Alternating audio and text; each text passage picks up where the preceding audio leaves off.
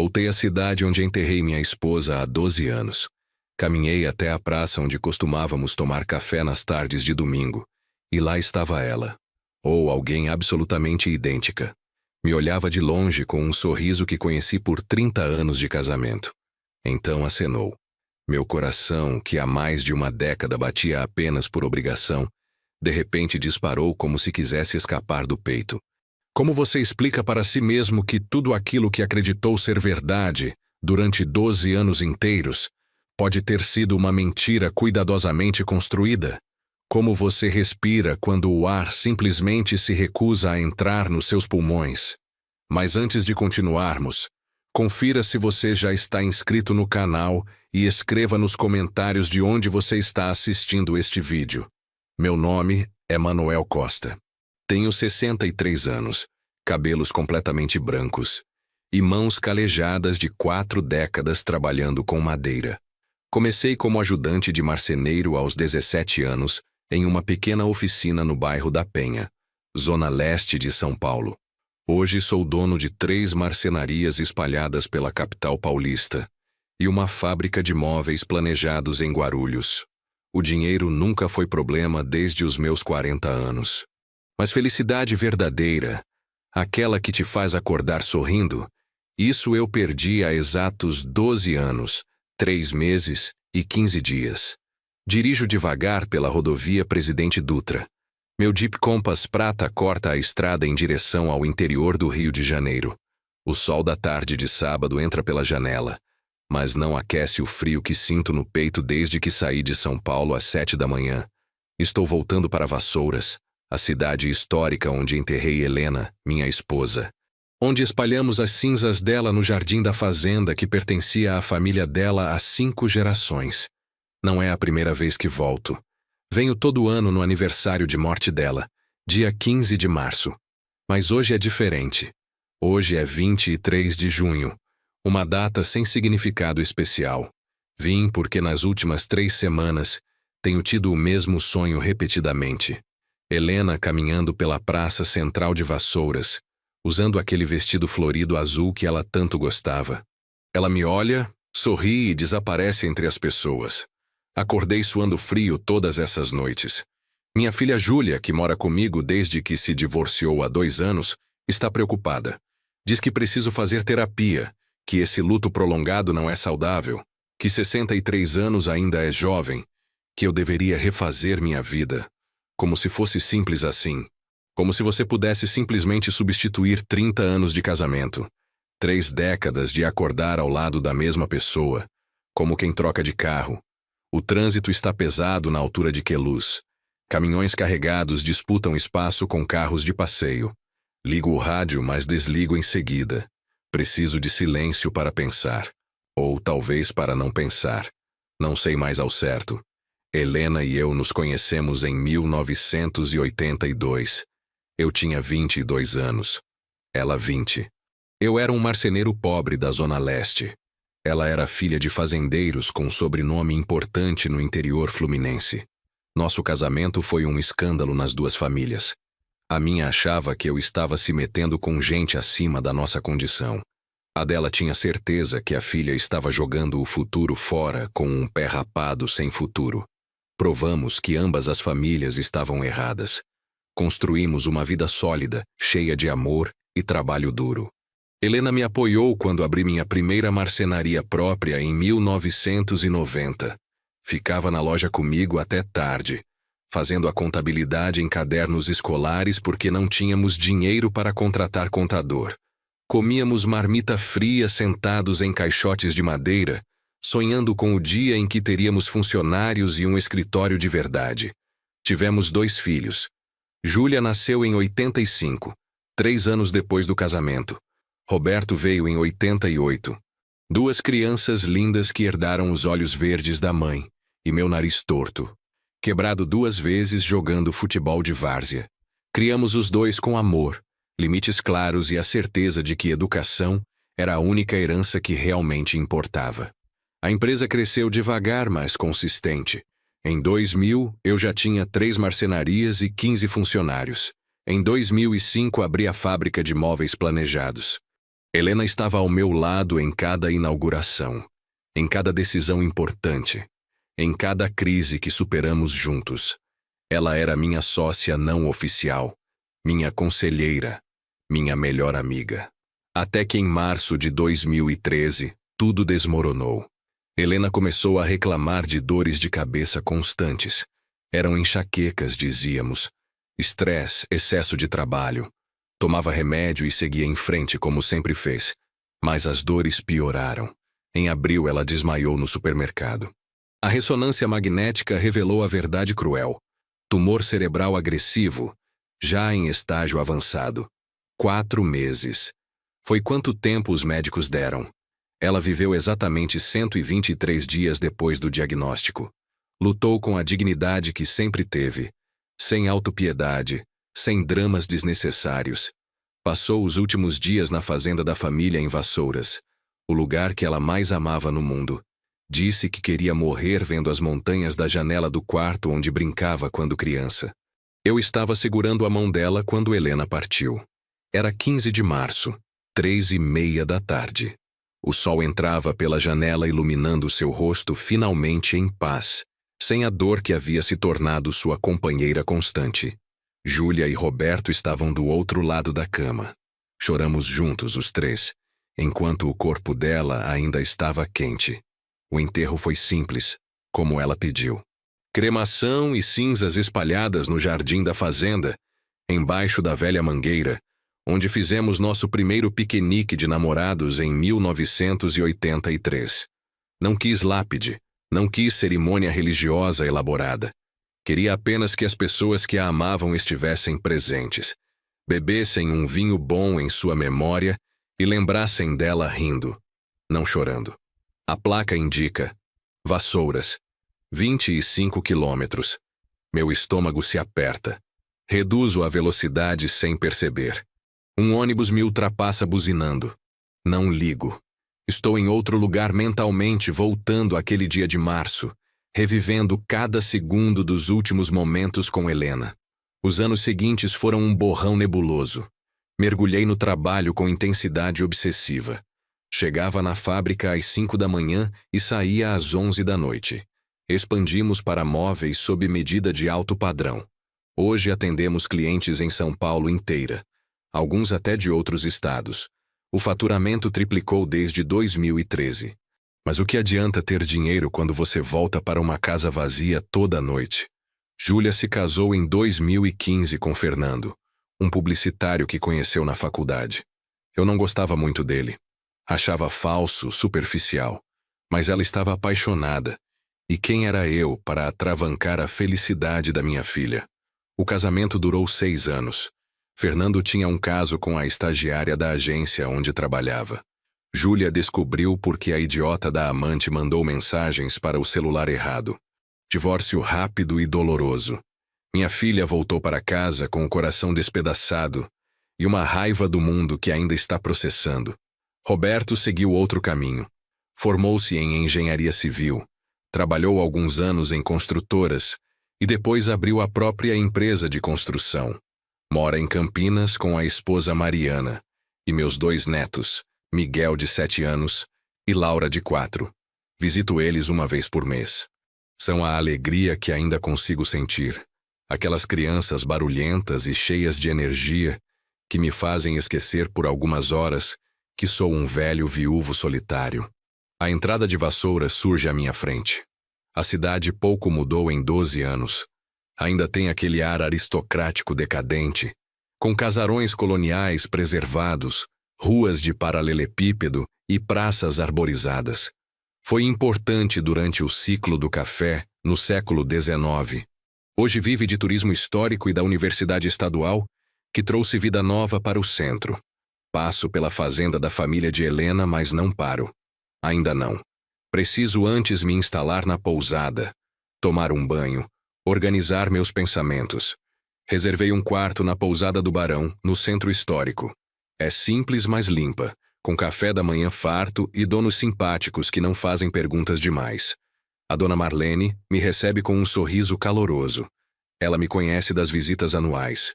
Sempre reserva o mesmo quarto para mim, o de número 7, com janela para a rua principal. Nunca pergunta por que venho. Nunca comenta sobre meu olhar triste. Apenas me trata com a gentileza discreta de quem entende que algumas dores são privadas demais para palavras. O quarto está exatamente como lembro.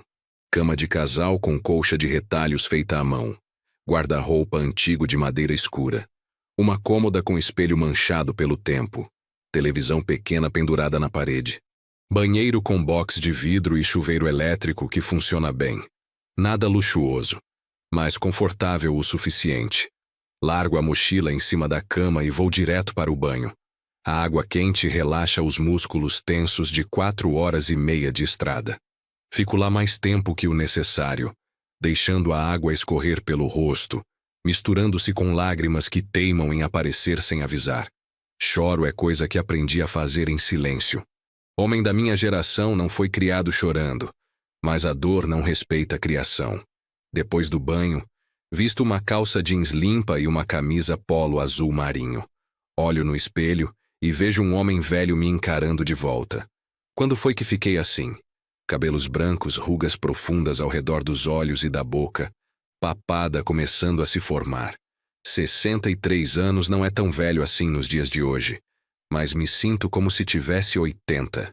Helena sempre dizia que eu era bonito. Mesmo quando a barriga começou a crescer na casa dos 50. Mesmo quando os cabelos começaram a rarear no topo da cabeça. Ela passava a mão no meu rosto e dizia que eu era o homem mais bonito que já tinha visto. Mentira carinhosa de esposa apaixonada, mas que sempre me fazia sentir bem. Sento na borda da cama e pego o celular. 3 mensagens de Júlia. Pai, chegou bem? Avisa quando chegar, por favor. Tô preocupada, responde. Digito rapidamente. Cheguei bem, filha. Estou na pousada. Beijo. A resposta vem em segundos. Que bom, cuida-se, te amo. Respondo com um emoji de coração. Não sou bom com palavras de afeto pelo telefone. Uma mensagem de Roberto também. E aí, velho? Chegou na terrinha? Abraço. Meu filho é mais descontraído. Sempre foi. Respondo. Cheguei sim, tá tudo certo. Abraço nos meninos. Ele manda uma foto de Miguel e Laura brincando no quintal. Sorrio pela primeira vez desde que saí de São Paulo. São 4:30 da tarde. O sol ainda está alto, típico de junho. Mês de dias longos. Decido caminhar até a praça central antes que escureça. É lá que sempre encontrava Helena nos finais de semana quando namorávamos. Ela descia da fazenda no ônibus das 2 da tarde.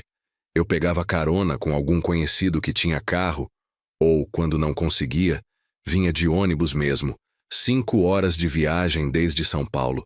A praça ficava a 3 quarteirões da rodoviária. Helena me esperava sempre no mesmo banco, embaixo de um ipê amarelo que florescia em setembro. Eu chegava suado, cansado da viagem, mas bastava vê-la ali sentada, com aquele sorriso que iluminava o rosto inteiro, para todas as horas de estrada valerem a pena. Saio da pousada e caminho devagar pelas ruas de paralelepípedo. Vassouras no final da tarde têm um charme especial. A luz dourada do sol poente bate nas fachadas coloniais, destacando os tons pastéis das casas históricas. Amarelo claro, azul bebê, rosa antigo. Cores suaves que contrastam com as grades de ferro trabalhado nas janelas e as portas pesadas de madeira. Passo pela igreja matriz. É onde nos casamos em 1983. Cerimônia simples, só família e amigos mais próximos.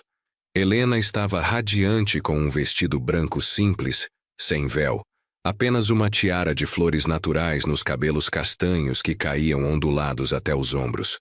Eu estava engomado em um terno alugado que coçava o tempo todo, mas me sentia o homem mais sortudo do universo. O padre Augusto celebrou a cerimônia. Já morreu há uns 8 anos. Foi substituído por um padre jovem que não conheço, vindo de alguma paróquia do interior. A igreja continua bonita, bem cuidada. Os vitrais coloridos que sempre admirei ainda estão lá, projetando arcos íris nas paredes brancas quando o sol bate no ângulo certo. Continuo caminhando. Passo pela antiga sorveteria onde tomávamos sorvete de creme depois do cinema. O cinema fechou há anos, Virou uma loja de móveis usados. Mas a sorveteria ainda funciona, agora administrada pelo filho do antigo dono. Penso em entrar, matar a saudade de um sorvete de creme em casquinha, mas decido deixar para depois. A praça está logo ali. Posso ver o topo do IP amarelo, agora muito maior do que era nos anos 80. Me aproximo devagar, o coração começando a acelerar sem razão aparente. É só uma praça, me digo. Você já veio aqui dezenas de vezes. Não há nada de especial hoje. Mas meu corpo não acredita nas mentiras que minha cabeça tenta contar. As mãos começam a suar. A respiração fica levemente ofegante. Algo dentro de mim, algum instinto primitivo, está me avisando que nada será igual depois de atravessar aquela rua e entrar na praça. Respiro fundo 3 vezes. Técnica que aprendi em um vídeo no YouTube sobre controle de ansiedade. Júlia insistiu que eu assistisse. Funciona parcialmente. Pelo menos o suficiente para colocar um pé na frente do outro. A praça de Vassouras é quadrada, cercada por grades baixas de ferro pintadas de verde. Tem 4 entradas, uma em cada lado. Entro pela mesma porta que sempre usei, a que fica de frente para a rua principal. O chão é coberto por pedras portuguesas em mosaico branco e preto, formando desenhos geométricos que foram restaurados recentemente. Há vários bancos espalhados sob as árvores frondosas.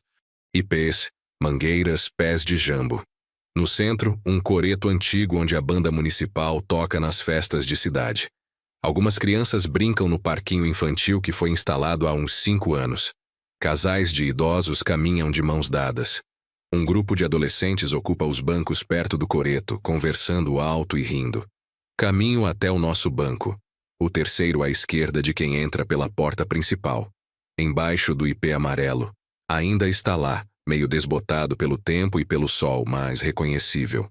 Sento devagar, como se a madeira fosse quebrar sob meu peso. Não quebra.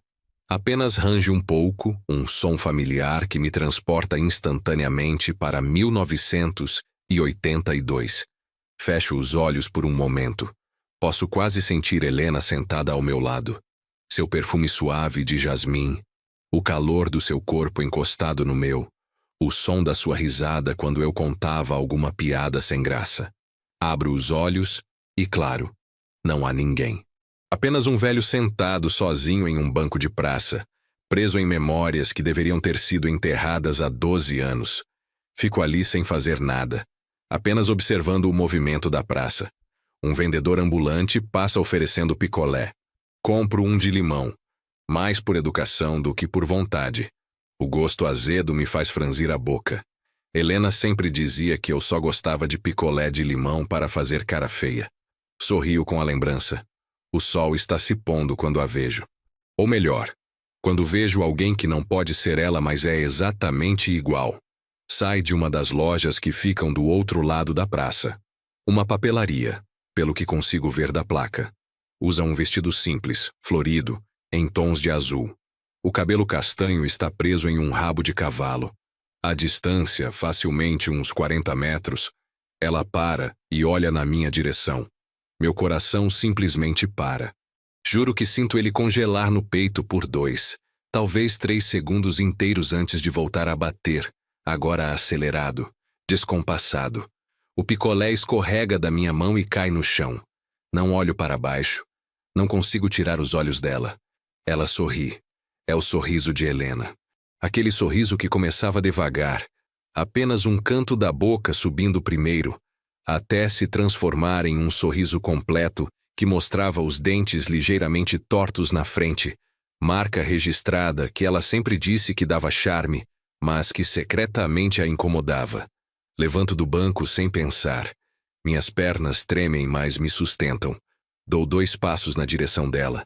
Ela levanta a mão direita e acena.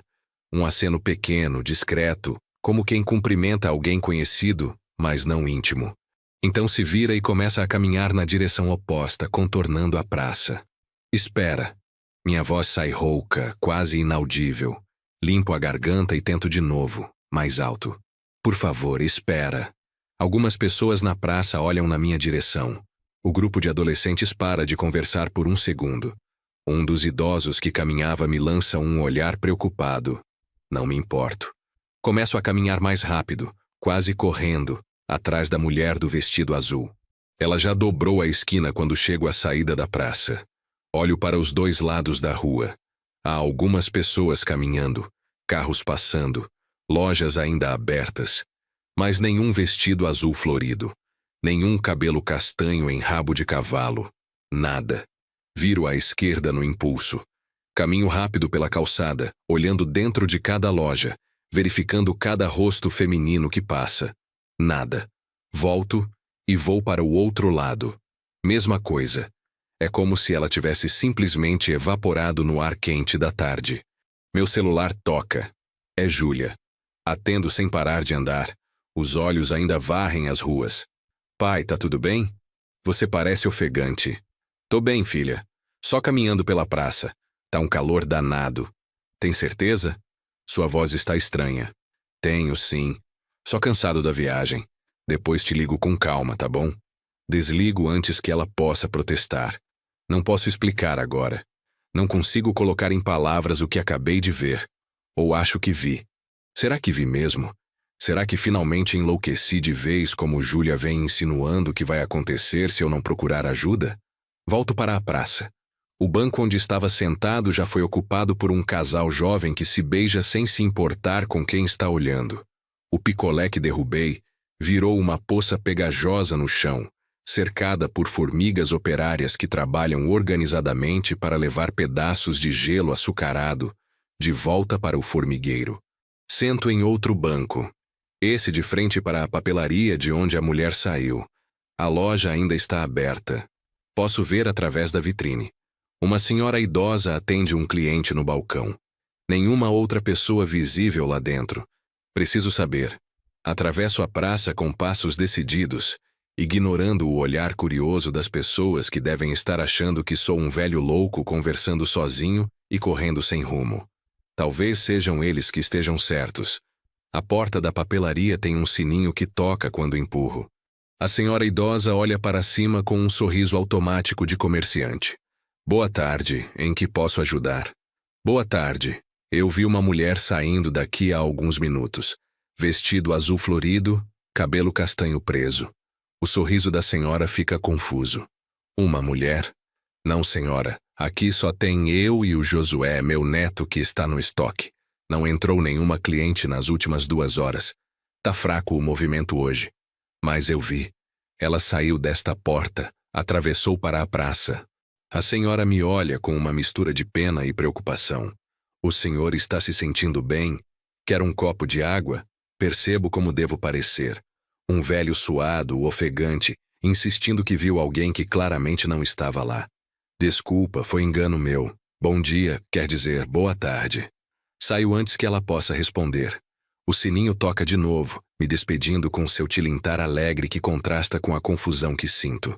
Volto para a pousada caminhando devagar, a cabeça baixa, mãos nos bolsos. O sol já se pôs completamente. As luzes da rua se acendem automaticamente. Vassouras à noite têm um ar ainda mais nostálgico que durante o dia. As sombras alongadas, o silêncio relativo, o cheiro de comida caseira que vem das janelas abertas das casas. Dona Marlene está na recepção quando entro. Boa noite, seu Manuel. Vai jantar aqui na pousada? Fiz uma galinha ao molho pardo que ficou uma delícia. Não estou com fome, mas aceito por educação. Sim, obrigado, Dona Marlene. Subo só para lavar o rosto e já desço. No quarto, lavo o rosto com água fria. Olho novamente para o espelho. O mesmo velho cansado me observa de volta. Mas agora há algo diferente nos olhos. Uma centelha de alguma coisa. Esperança? Loucura? Não sei dizer. Desço para o pequeno restaurante da pousada. São apenas 4 mesas, todas vazias exceto uma onde um casal de turistas come em silêncio. Sento na mesa perto da janela. Dona Marlene traz um prato generoso de arroz, feijão, galinha ao molho pardo e couve refogada. Cheiro caseiro, comida de mãe. Como mecanicamente, sem realmente prestar atenção no sabor. Minha cabeça está longe, ainda na praça, ainda vendo aquela mulher impossível. Cada detalhe que consigo me lembrar. A forma como o vestido balançava quando ela caminhava, o jeito que ela inclinou a cabeça antes de sorrir, o aceno delicado da mão. Tá gostoso? A voz de Dona Marlene me traz de volta. Delicioso. A senhora cozinha muito bem. Aprendi com minha mãe. Ela dizia que comida feita com carinho alimenta o corpo e a alma. Ela hesita, então puxa uma cadeira e senta na minha frente. Seu Manuel, perdoe a intromissão, mas o senhor está com uma cara muito estranha desde que voltou da caminhada. Aconteceu alguma coisa? Considero mentir, mas Dona Marlene tem olhos bondosos e um jeito maternal que convida à confissão. Vi uma mulher hoje, na praça, igualzinha à minha falecida esposa. Ela não ri, não franze a testa com descrença, apenas assente lentamente. E isso te assustou. Mais do que assustou. Me deixou completamente perdido. Sabe, seu Manuel, Vassouras é uma cidade pequena. Todo mundo conhece todo mundo. Se uma mulher muito parecida com sua esposa morasse aqui, eu saberia. A cidade inteira saberia. Então estava alucinando? Finalmente enlouqueci? Não disse isso. Disse apenas que ela não mora aqui. Mas pode estar visitando. Pode estar de passagem. Pode ser muita coisa. Ela dá um tapinha carinhoso na minha mão. Ou pode ser que seu coração ainda não esteja pronto para deixar ela ir completamente. E às vezes a gente vê o que precisa ver, entende? Não consigo dormir. Fico virando de um lado para o outro na cama. Os lençóis se enrolando nas pernas. O travesseiro quente demais, não importa quantas vezes eu o vire. O relógio digital do criado mudo marca 2h15 da manhã. Desisto de tentar dormir. Levanto e vou até a janela. A rua está deserta. Apenas um cachorro vira-lata passeia pelo meio da rua de paralelepípedo, farejando algo que só ele sabe o que é. Uma luz solitária está acesa em uma das casas do outro lado da rua. Alguém mais que não consegue dormir nesta noite de junho. Pego o celular e, sem pensar muito, digito no Google: sósias, pessoas idênticas. A primeira coisa que aparece são artigos sobre doppelgangers, palavra alemã que significa duplo andante. Segundo a lenda, todo mundo tem um sósia em algum lugar do mundo. Com 7 bilhões de pessoas no planeta, as chances de alguém se parecer muito com você são estatisticamente possíveis. Mas não era apenas parecida. Era idêntica. O sorriso, o jeito de andar, até o vestido era o tipo que Helena usaria. Coincidência demais para ser coincidência. Abro o aplicativo de fotos do celular. Tem uma pasta inteira dedicada a Helena. Centenas de fotos que digitalizei ao longo dos anos. Fotos antigas do tempo de namoro. Fotos do casamento, dos filhos pequenos, de viagens, de aniversários, de dias comuns sem ocasião especial. Fico passando pelas fotos, uma por uma, estudando cada detalhe do rosto dela. Paro em uma foto específica. Foi tirada em Vassouras, nesta mesma praça. Provavelmente em 1990 e alguma coisa. Helena está sentada no nosso banco, usando um vestido florido azul. Não o mesmo que vi hoje, mas incrivelmente parecido. Ela sorri para a câmera, a mão levantada em um aceno. Exatamente como a mulher de hoje. Meu coração dispara novamente. Amplio a foto com os dedos, tentando ver cada detalhe. É impossível. Helena está morta. Eu vi o corpo dela. Segurei a mão dela quando parou de respirar. Assinei o atestado de óbito. Autorizei a cremação. Espalhei as cinzas com minhas próprias mãos. A menos que... Não. Isso é loucura. Mas a mente humana é estranha. Quando você está desesperado, quando a dor é grande demais, você começa a considerar possibilidades absurdas. E se não fosse Helena que morreu? E se tivesse sido outra pessoa? E se houvesse uma razão para ela ter fingido a própria morte? Balanço a cabeça vigorosamente. Estou delirando por falta de sono. Preciso descansar, recuperar o juízo. Amanhã, com a luz do dia e a mente mais clara, tudo fará sentido. Ou pelo menos eu conseguirei aceitar que tive uma alucinação e seguir em frente.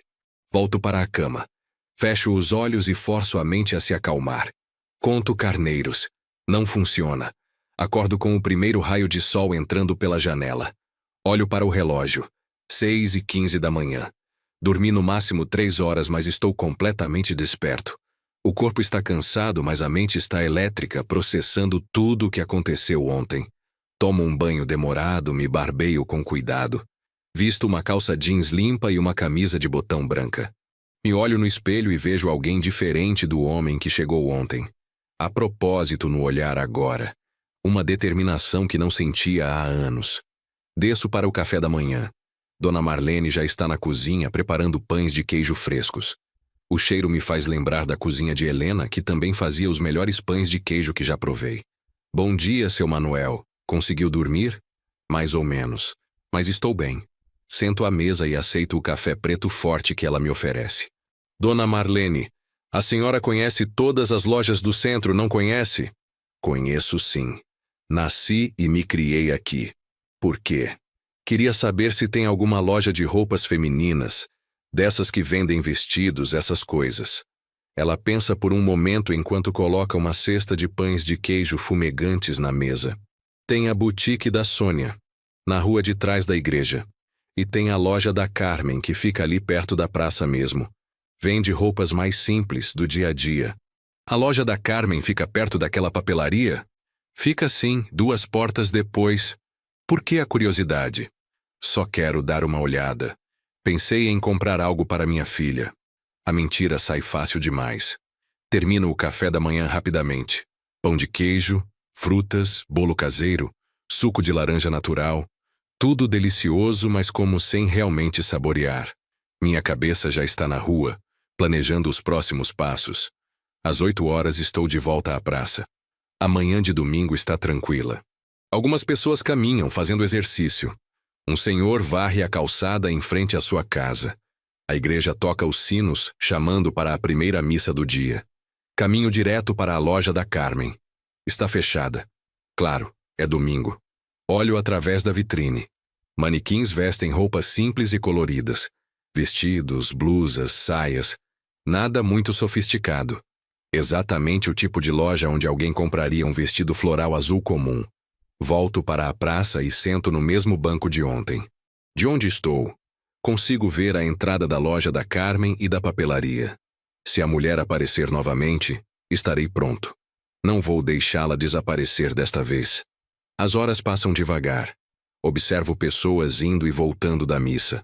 Famílias inteiras, vestidas com suas melhores roupas de domingo. Idosos de cabelos brancos, crianças inquietas que prefeririam estar em qualquer lugar menos na igreja. A vida normal de uma cidade pequena do interior. 12h. Meu estômago ronca, mas ignoro. Não posso sair daqui agora. E se ela aparecer enquanto estou almoçando? 1h30 da tarde. O sol está forte, típico de junho. Suor escorre pelas minhas costas. Deveria ter trazido um boné, uma garrafa de água pelo menos. Mas continuo sentado, os olhos fixos nas lojas do outro lado da praça. 2h15. Começo a me sentir ridículo. Um velho sentado sozinho em um banco de praça por mais de 6 horas, olhando fixamente para o nada. As pessoas que passam devem pensar que sou louco. Talvez sejam eles que estejam certos.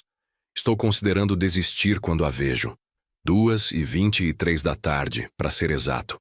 Sei por que olho instintivamente para o relógio quando ela aparece na esquina. Vem caminhando pela calçada, do mesmo lado da loja da Carmen. Hoje usa uma blusa branca simples e uma saia azul até os joelhos. O cabelo castanho está solto, caindo em ondas naturais até os ombros. Usa óculos escuros que escondem parte do rosto. Meu coração dispara. Levanto do banco devagar, tentando não fazer movimentos bruscos que possam assustá-la. Ela está a uns 50 metros de distância, caminhando sem pressa, olhando as vitrines das lojas. Começo a atravessar a praça, mantendo distância. Não posso perdê-la de novo. Não posso deixar que desapareça como ontem. Preciso de respostas.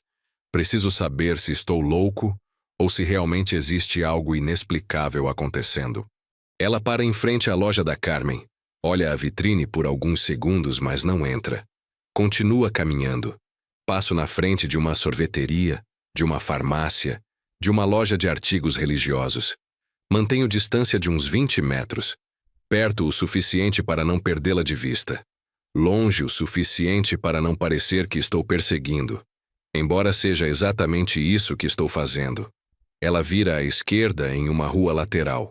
Apresso o passo com medo de perdê-la. Dobro a esquina e a vejo parando em frente a um pequeno café. Hesita por um momento, então empurra a porta e entra. Respiro fundo 3 vezes. Agora ou nunca. Atravesso a rua e entro no café. É um lugar pequeno e aconchegante. 6 mesas de madeira, paredes pintadas de amarelo claro, cheiro de café fresco e pão na chapa. Apenas 3 mesas estão ocupadas. E lá está ela, sentada em uma mesa no canto de costas para a porta. Aproximo devagar. Minhas pernas tremem ligeiramente. Paro ao lado da mesa dela. Com licença. Ela levanta o rosto. Os óculos escuros ainda cobrem os olhos. Por um longo momento, apenas nos olhamos. Ou melhor, eu olho para ela e presumo que ela esteja me olhando também. É difícil saber com os óculos. Posso sentar? Minha voz sai mais firme do que esperava. Ela hesita, então faz um gesto com a mão indicando a cadeira vazia à sua frente. Pode. Sento devagar. Meu coração está batendo tão forte que tenho certeza que ela pode ouvir. Você é igualzinha de alguém que conheci. É? Sua voz é suave, levemente rouca. Familiar demais para ser coincidência. Minha esposa. Ela faleceu há 12 anos. A mulher fica imóvel por um segundo.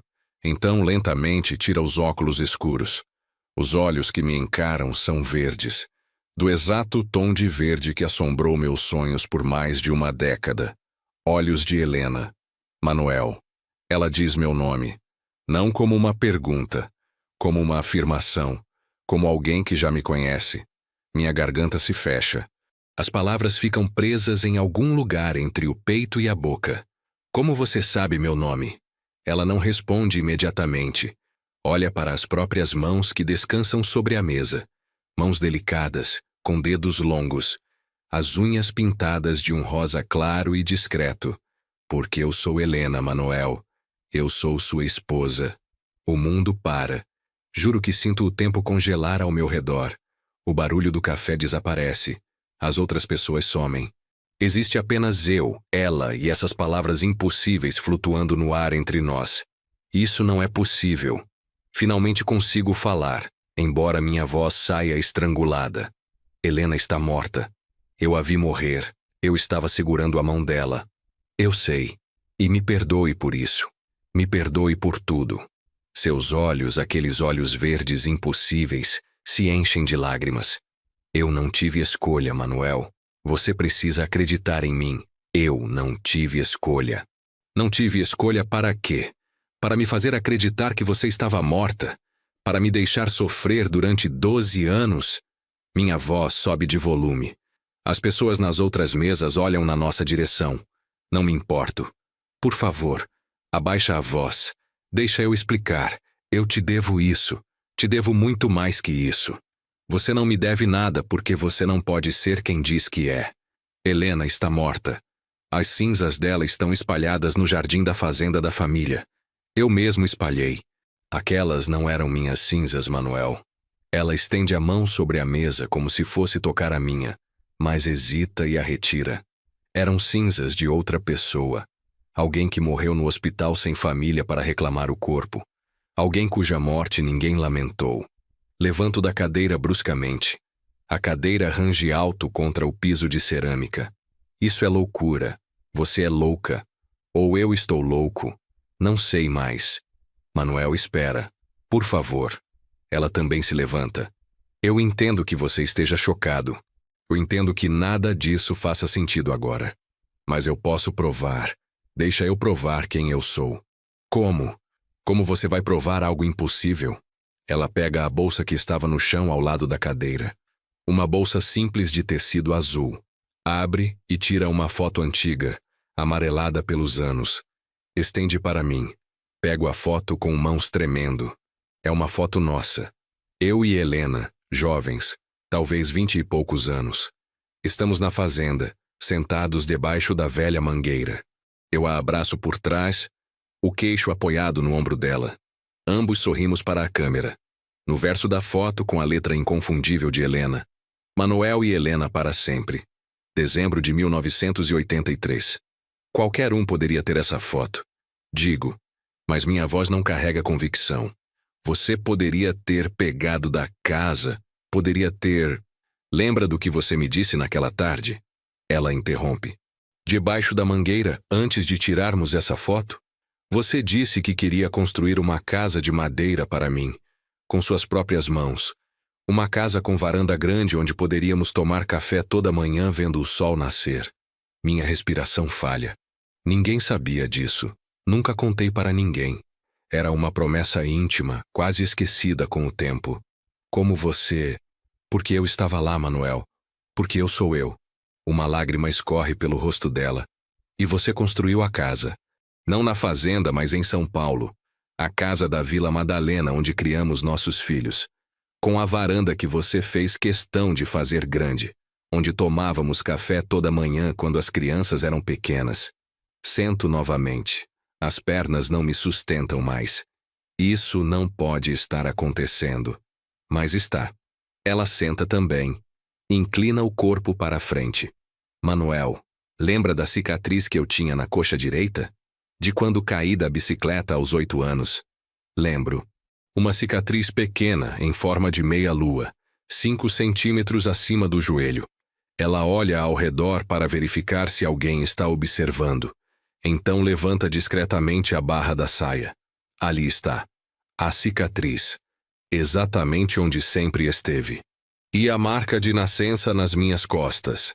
Aquela manchinha marrom em forma de coração que você dizia que era a prova de que eu nasci para te amar? Meu Deus, só eu sabia disso. E ela. Ninguém mais. E lembra da noite em que Júlia nasceu? Você entrou em pânico na sala de parto. Quase desmaiou quando viu o sangue. A enfermeira teve que te fazer sentar e colocar sua cabeça entre as pernas. Ninguém sabia disso. Eu nunca contei essa história para ninguém. Era humilhante demais. Um homem grande e forte desmaiando no nascimento da própria filha. E quando Roberto nasceu 3 anos depois, você fez questão de ficar do lado da minha cabeça, olhando só para o meu rosto. Disse que não ia arriscar desmaiar de novo. Para. Minha voz sai como um sussurro quebrado. Para, por favor. Manuel, sou eu. De verdade. Eu sei que parece impossível. Eu sei que você deve estar pensando que enlouqueceu. Mas eu estou aqui. Estive viva todos esses anos. E nunca, nem um único dia, parei de pensar em você. As lágrimas finalmente vêm. Não consigo mais segurar. 12 anos de dor, de saudade, de solidão. Tudo saindo em soluços que não consigo controlar. Por quê? É tudo que consigo perguntar. Por quê? Porque minha vida estava em perigo. E a sua também. E a dos nossos filhos. Ela estende a mão novamente, desta vez realmente tocando a minha. Sua pele é quente, real. Eu precisava desaparecer para proteger vocês. Para proteger nossa família. Ficamos ali sentados, mãos entrelaçadas sobre a mesa, enquanto ela começa a contar uma história que parece saída de um filme ruim. Mas é real. Pelo menos ela jura que é real. Você lembra do Reinaldo Campos? Ela começa. Aquele empresário que te procurou em 2012 querendo investir na expansão das marcenarias? Lembro vagamente. Um homem de 50 e poucos anos, muito bem vestido, carros importados, falando de oportunidades de crescimento exponencial. Eu não aceitei a proposta dele. Algo me pareceu errado. Promessas boas demais para serem verdade. Ele não era um investidor legítimo. Era lavagem de dinheiro, Manuel. Dinheiro de tráfico de drogas, de contrabando, de coisas muito piores. Ele usava empresas legítimas para limpar dinheiro sujo. Mas eu recusei a proposta dele. Nunca fiz negócio com ele. Eu sei. E ele não gostou disso. Ninguém recusava Reinaldo Campos. Mas ainda assim, ele deixou passar. Você era pequeno demais, não valia a pena criar problemas. Ela aperta minha mão com mais força. Mas então eu descobri algo. Por acidente. Eu estava fazendo a contabilidade da marcenaria da Penha. Você lembra que eu ainda ajudava com a parte administrativa? Lembro. Helena sempre foi boa com números. Mesmo depois que a empresa cresceu e contratamos contadores profissionais, ela gostava de verificar os livros pessoalmente. Eu encontrei transações estranhas, transferências que não faziam sentido, valores redondos demais, vindos de empresas que eu não conhecia. Investiguei.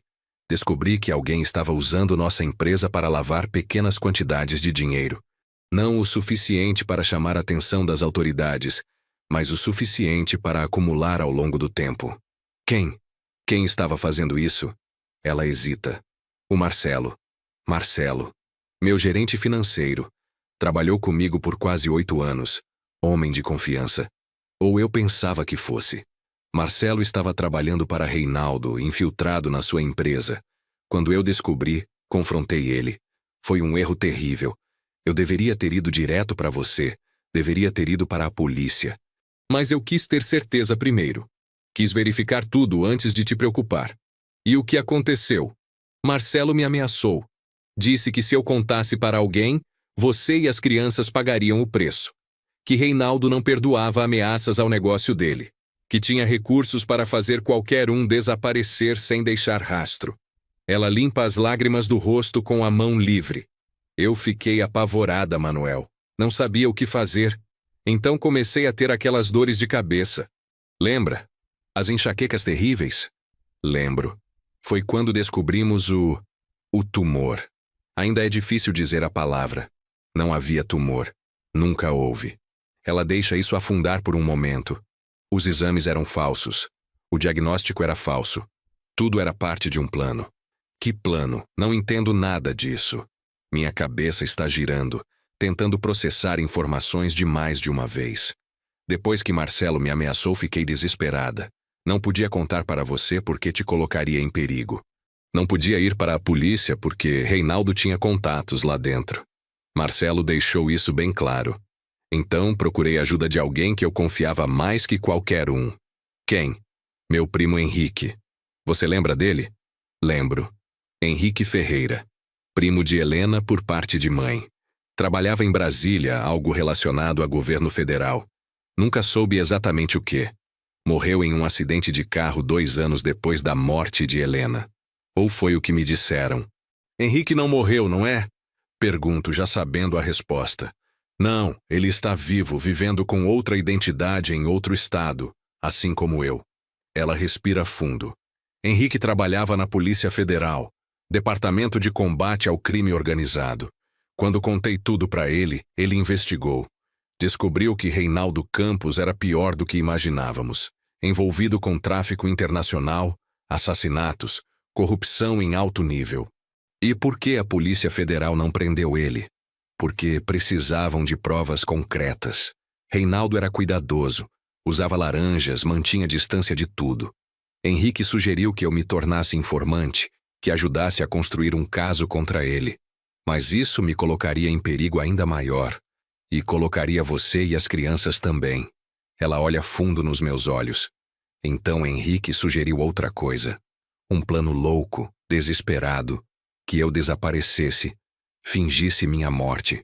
Isso me tiraria do radar de Reinaldo. E ao mesmo tempo, sem eu por perto, você não seria mais um alvo. Você não sabia de nada. Então não era uma ameaça. As dores de cabeça eram reais. Estresse, medo, ansiedade. Tudo isso causa dores de cabeça terríveis. Henrique arranjou um médico corrupto. Alguém que estava sendo investigado e concordou em cooperar em troca de imunidade. Ele forjou os exames, criou um diagnóstico falso. E eu acreditei em tudo. Levei você para tratamentos que não existiam, remédios que não faziam nada. Os remédios eram reais. Eram para a dor e para me deixar mais fraca, para que a farsa parecesse convincente. Manuel, você não tem ideia de como foi difícil te enganar. Ver você sofrendo, ver as crianças sofrendo, sabendo que eu estava causando aquela dor. Mas você escolheu fazer isso. Escolheu me deixar acreditar que você estava morrendo. Escolhi proteger você, proteger Júlia e Roberto. Se eu tivesse ficado, se Reinaldo descobrisse que eu sabia sobre a operação dele, todos nós estaríamos mortos de verdade. Silêncio pesado cai entre nós. A dona do café se aproxima com um bloquinho na mão. Vão querer alguma coisa? 2 cafés. Helena responde por nós 2. E um pedaço de bolo de fubá, se tiver. A mulher anota e se afasta. Helena espera até ela estar longe o suficiente para não ouvir. A parte mais difícil foi o final. Os últimos dias na fazenda. Você realmente estava morrendo, digo, lembrando. Vi você definhar, vi a dor. Não pode ter fingido aquilo. Os remédios que o médico me dava continham sedativos fortes. Me deixavam sonolenta, confusa. A dor de cabeça era real por causa do estresse. Tudo contribuiu para uma performance convincente. Ela limpa outra lágrima. E eu não estava fingindo a tristeza de te deixar. Aquela era absolutamente real. E o dia que eu pensei que você tinha morrido, Henrique arranjou tudo. O médico deu uma droga que desacelerou meu coração e minha respiração a níveis quase imperceptíveis. Eu parecia morta. Tecnicamente, entrei em um coma induzido por algumas horas. Meu Deus! E eu assinei o atestado de óbito. Autorizei a cremação. O corpo que foi cremado era de uma mulher sem família que morreu no hospital de Vassouras 2 dias antes. Mesma idade aproximada, mesma estrutura corporal. Henrique arranjou a substituição. Ninguém verificou. Por que verificariam? Todos acreditavam que era eu. E depois? Depois da cremação, para onde você foi? Henrique me levou para um local seguro. Uma casa em Mato Grosso do Sul, interior profundo, onde ninguém me conhecia. Fiquei lá 6 meses em recuperação, ajustando-me à nova realidade. Depois me mudei para cá, para Vassouras. Irônico, não é? Voltar para tão perto de você. Por que voltou? Se o plano era desaparecer, por que arriscar voltar? Porque Reinaldo Campos foi preso há 3 anos. O caso finalmente foi construído, graças em parte às informações que dei a Henrique antes de desaparecer. Ele está preso. A organização dele desmantelada, não há mais perigo. Há 3 anos. Repito lentamente. Você está me dizendo que há 3 anos você poderia ter voltado e não voltou? Eu queria. Você não imagina o quanto eu queria. Mas como? Como eu explicaria? Como você me perdoaria? 12 anos se passaram, Manuel. Você refez sua vida. Eu não tinha direito de simplesmente aparecer e bagunçar tudo de novo. Os cafés chegam. Ficamos em silêncio enquanto a dona coloca as xícaras na mesa junto com o bolo. Mexo açúcar no café mecanicamente, sem pensar. Então, por que apareceu agora? Por que se deixou ver? Helena morde o lábio inferior, um gesto que reconheço de quando ela está nervosa. Porque eu soube que você estava voltando para Vassouras com frequência. Os moradores locais falam. Em cidade pequena, todo mundo sabe de tudo. Soube que você vinha todo ano no aniversário da minha morte. Ficava sentado na praça, visitava a fazenda. E decidiu se mostrar por quê? Piedade? Culpa? Amor, Manuel. Porque nunca parei de te amar. Porque passar todos esses anos sem você foi o inferno que eu mesma criei. Porque vi você ontem, sentado naquele banco, com aquela expressão destruída no rosto, e não aguentei mais. Não aguentei ficar escondida enquanto você sofria. Sofria? Minha voz sai mais alta do que pretendia. Helena, você não tem ideia do que foi. Não tem ideia do que é perder a mulher que você ama, criar 2 filhos sozinho, chorar escondido no banheiro para eles não verem, trabalhar como um condenado só para não ter que pensar, para não ter que sentir. Eu sei porque passei pela mesma coisa. Perdi você também, Manuel. Perdi nossos filhos, perdi nossa vida. E diferente de você, eu sabia que estava tudo vivo, que vocês estavam lá, seguindo em frente sem mim. Júlia e Roberto, digo de repente, me dando conta. Meu Deus, nossos filhos. Eles pensam que a mãe está morta. Eu vou ter que contar que você está viva? Que tudo foi mentira? Não precisa ser agora. Não precisa ser nunca, se você não quiser. Como assim não precisa ser nunca? Helena, eles são seus filhos. E seria justo com eles destruir tudo que construíram sobre minha memória. Júlia tinha 28 anos quando eu morri. Roberto tinha 25. Eles eram adultos. Eles passaram pelo luto, seguiram em frente. Agora a Júlia tem 40. Roberto, 37. Eles têm suas próprias vidas. Seria justo jogá-los nesse turbilhão? Ela tem um ponto. Mas ainda assim, eles têm direito de saber que a mãe está viva. Tem. E um dia talvez a gente conte. Mas primeiro precisamos resolver isso. Ela aponta entre nós dois. Primeiro você precisa decidir se consegue me perdoar. Se consegue entender por que fiz o que fiz. Não sei se consigo, Helena. Você me enganou por 12 anos. Me deixou sofrer. Me deixou sozinho. Como eu simplesmente perdoo isso? Não espero que perdoe. Não imediatamente. Talvez nunca. Mas espero que entenda que não tive escolha. Ou fazia isso, ou arriscava perder você e as crianças de verdade. E eu não podia, Manuel. Não podia arriscar que algo acontecesse com vocês por minha causa. Toma um gole do café. Está quente demais. Queima a língua. Mas a dor física é bem-vinda. É algo tangível, real, em meio a toda essa loucura. Marcelo, você disse que ele estava infiltrado. O que aconteceu com ele? Foi preso junto com Reinaldo. Pegou 15 anos por associação criminosa, lavagem de dinheiro, ameaças.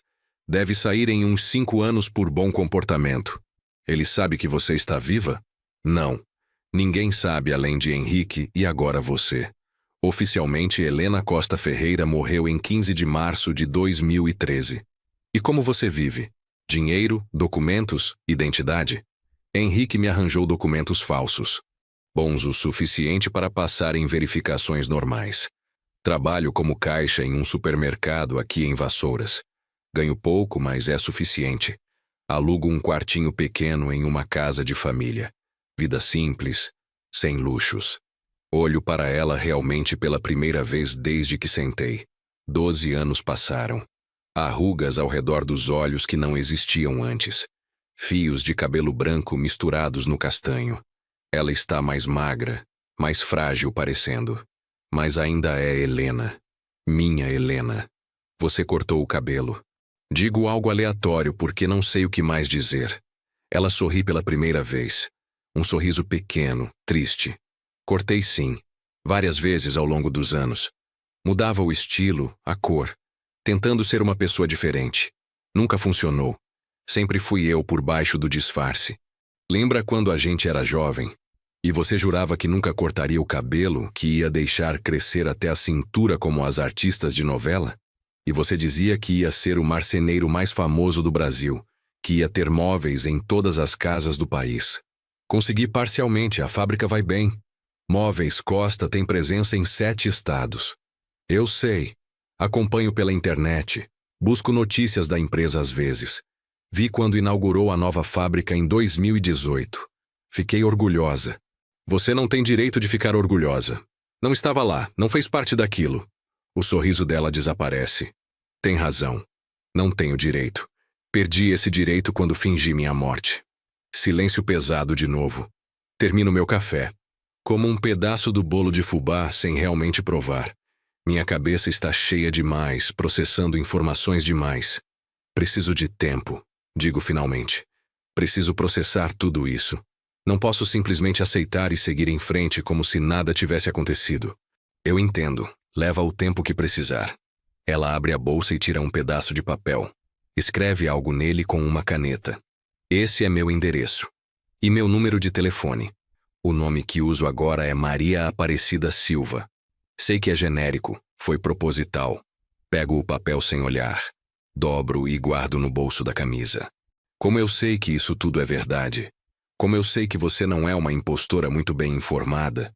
Ou que tudo isso não é algum tipo de golpe elaborado? Não sei como provar além do que já provei.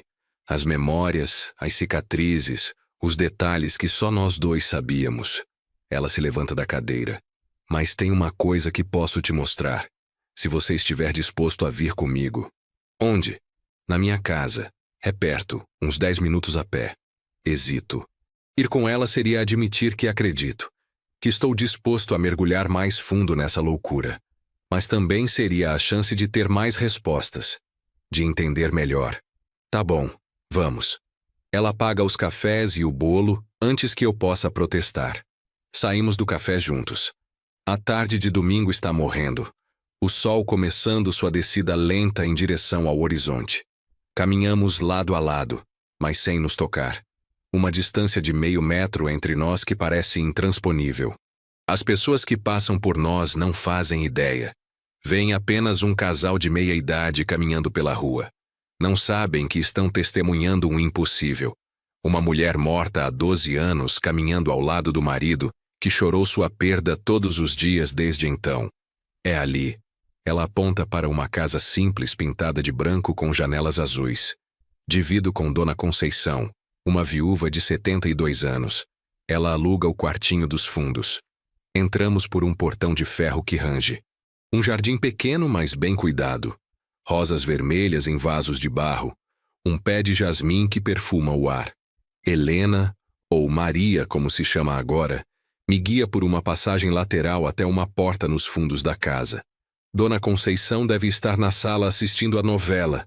Ela não vai nos ver. Abre a porta com uma chave simples. O quarto é minúsculo. Uma cama de solteiro encostada na parede. Um guarda-roupa pequeno. Uma mesinha com 2 cadeiras. Uma pia de canto com um fogareiro elétrico de 2 bocas em cima. Um banheiro minúsculo que dá para ver pela porta entreaberta. É aqui que você mora? Não é uma pergunta. É. Não é muito. Mas me atende. Penso na nossa casa em São Paulo. 3 andares, 6 quartos, jardim amplo, piscina. Tudo que construímos juntos. E ela está aqui, neste cubículo, vivendo como uma estranha. O que você queria me mostrar? Helena vai até o guarda-roupa e abre. Tira uma caixa de sapatos velha do fundo. Coloca na mesinha e abre. Dentro há dezenas de fotos, cartas, pequenos objetos.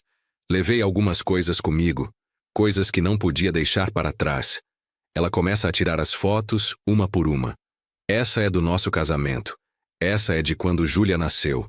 Essa é de um Natal, acho que 97. Roberto devia ter uns 9 anos. Pego as fotos com mãos tremendo. São fotos que eu tenho cópias em casa. Parte do álbum da família. Mas estas aqui estão amareladas, dobradas nas bordas. Foram manuseadas muitas vezes. E essas cartas? Ela tira um maço de envelopes amarrados com um barbante vermelho. Você lembra que escrevia cartas para mim quando viajava a trabalho? Mesmo depois que os celulares ficaram comuns, você insistia em escrever cartas. Lembro.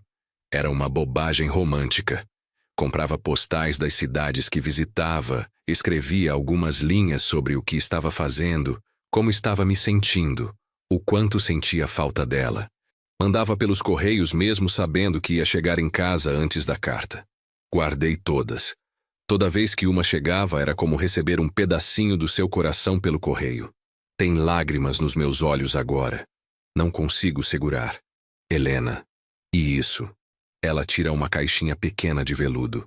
Abre. Dentro estão 2 alianças de ouro. Tirei minha aliança antes da cremação. Não podia deixar queimar com o outro corpo. E guardei a sua também. A que você usou até o dia que eu morri. Olho para minha mão esquerda. O dedo anelar está nu há 12 anos. Tirei a aliança 3 meses depois do funeral. Doeu demais continuar usando. Sentir o peso dela me lembrava constantemente do que tinha perdido. Por que guardou isso tudo? Se a ideia era começar uma vida nova, por que não deixou o passado para trás? Porque eu não conseguia. Porque toda noite antes de dormir, eu olhava essas fotos, lia essas cartas, segurava essas alianças e lembrava que um dia fui amada, que tive uma família, que fui feliz. Ela senta na borda da cama, os ombros curvados, parece menor de repente. Frágil. Houve dias, Manuel, muitos dias em que pensei em acabar com tudo de verdade, em tornar a mentira realidade, porque a dor de estar viva mas morta para as pessoas que amo era insuportável. Sento na cadeira em frente a ela, mas não fez isso. Não, porque tinha esperança. Esperança idiota de que um dia, de alguma forma, eu poderia voltar, que poderia explicar, que você entenderia. Ela ri sem humor. Parece que eu estava errada, você não entende, e eu não te culpo. Não é que eu não entenda os motivos. Racionalmente consigo ver a lógica. Você estava protegendo a família, mas emocionalmente? Balanço a cabeça. Emocionalmente, eu me sinto traído, enganado, como se os últimos 12 anos da minha vida foram baseados em uma mentira. Foram. E eu fui a autora dessa mentira. Carrego esse peso todo dia. Ficamos sentados em silêncio. Lá fora, escuto o som de um carro passando, uma criança gritando, brincando. A vida normal continuando enquanto meu mundo está virado de cabeça para baixo. E agora? Pergunto finalmente. O que você espera que aconteça agora? Não sei. Honestamente, não pensei além de te contar a verdade. Não tenho expectativas, Manuel. Não espero que me perdoe. Não espero que voltemos a ser o que éramos. Isso seria impossível. Mas você quer algo. Senão, não teria se revelado. Ela pensa antes de responder. Quero que você saiba a verdade. Quero que saiba que não te abandonei por escolha, mas por necessidade. E quero... Hesita. Quero permissão para conhecer meus netos. Sei que você tem 2 netos pelo Roberto, Miguel e Laura. Procuro fotos deles nas redes sociais da Mariana às vezes. Você stalkeava nossa família pela internet. Stalkeava é uma palavra forte. Mas sim, verificava como todos estavam.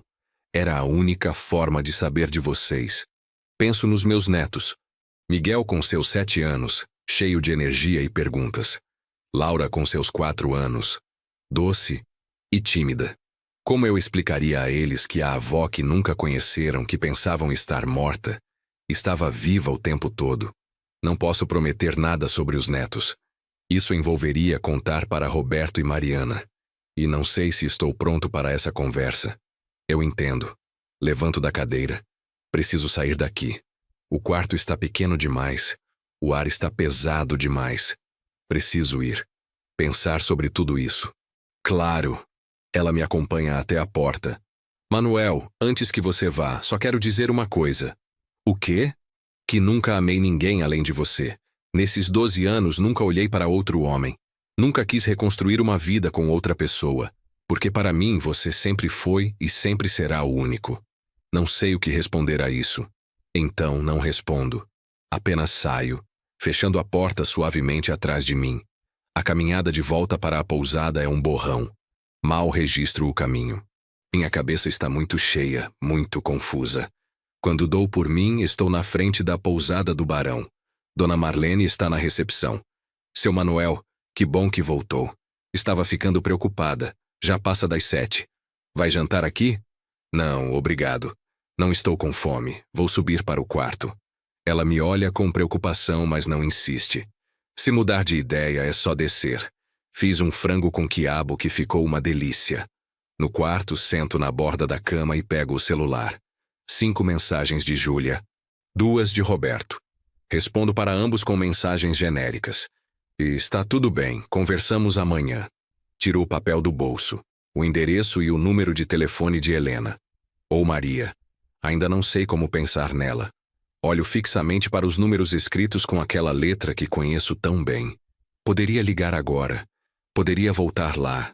Poderia tentar entender melhor, aceitar, perdoar. Ou poderia rasgar o papel, esquecer que isso tudo aconteceu. Voltar para São Paulo amanhã e fingir que foi apenas um delírio causado pelo luto não resolvido. Não consigo fazer nenhuma das duas coisas.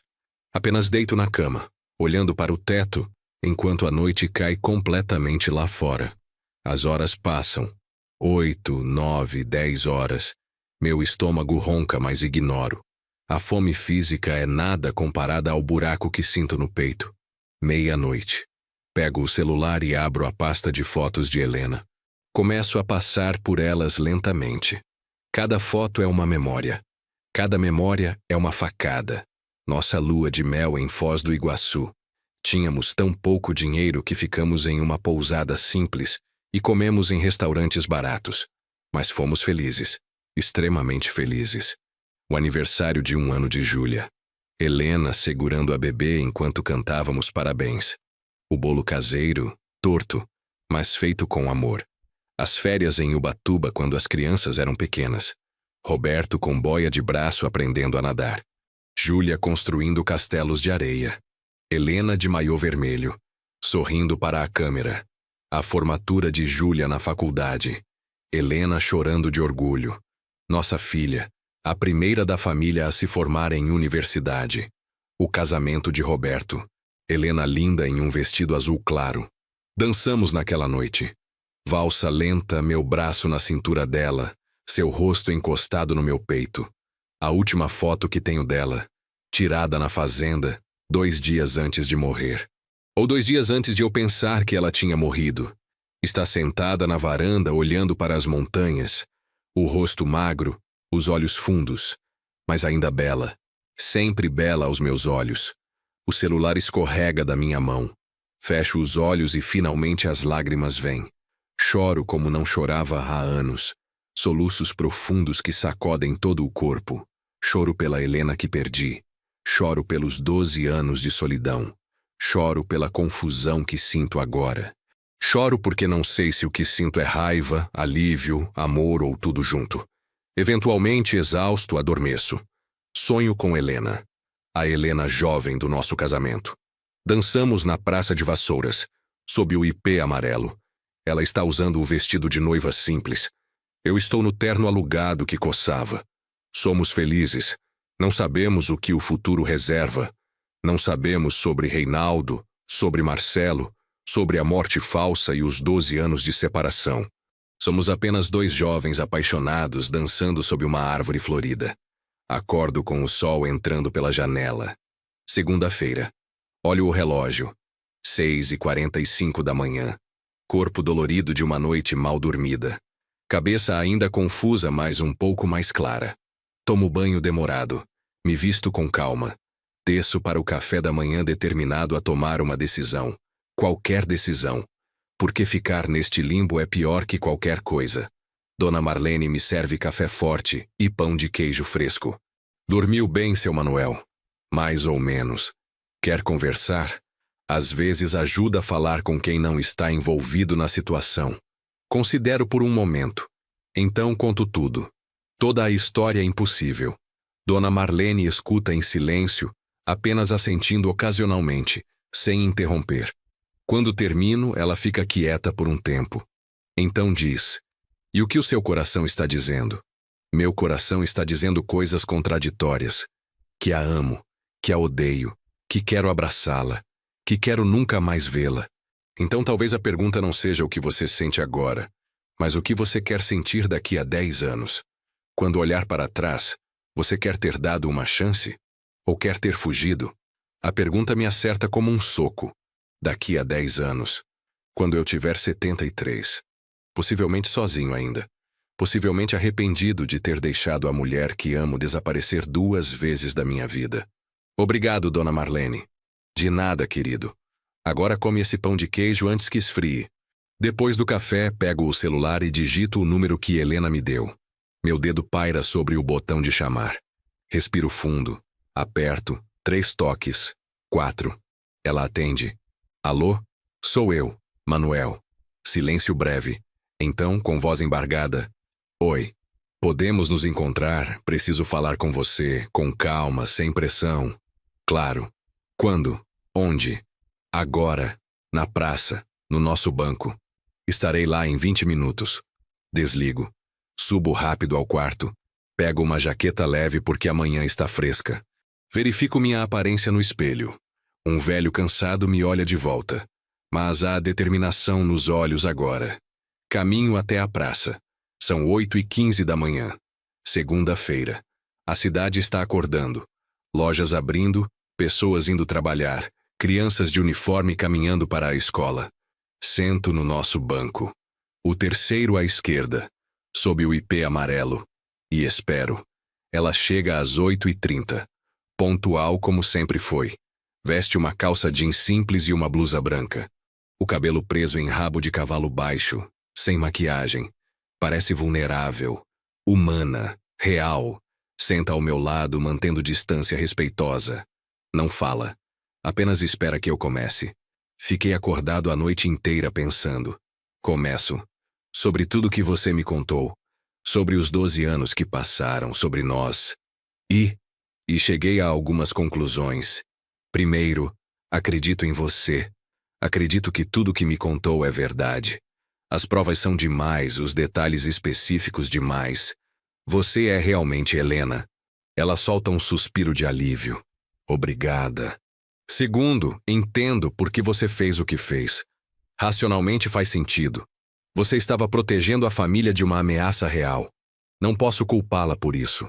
Mas emocionalmente ainda estou destruído. Não posso simplesmente ligar um interruptor e voltar a ser o que éramos. 12 anos é muito tempo, Helena. Sou uma pessoa diferente agora. Você é uma pessoa diferente. Não podemos ignorar isso. Não espero que ignore. Não espero que finjamos que nada aconteceu. O que você espera então? Ela pensa antes de responder. Uma chance. Só isso. Uma chance de nos conhecermos de novo. Sem pressão, sem expectativas.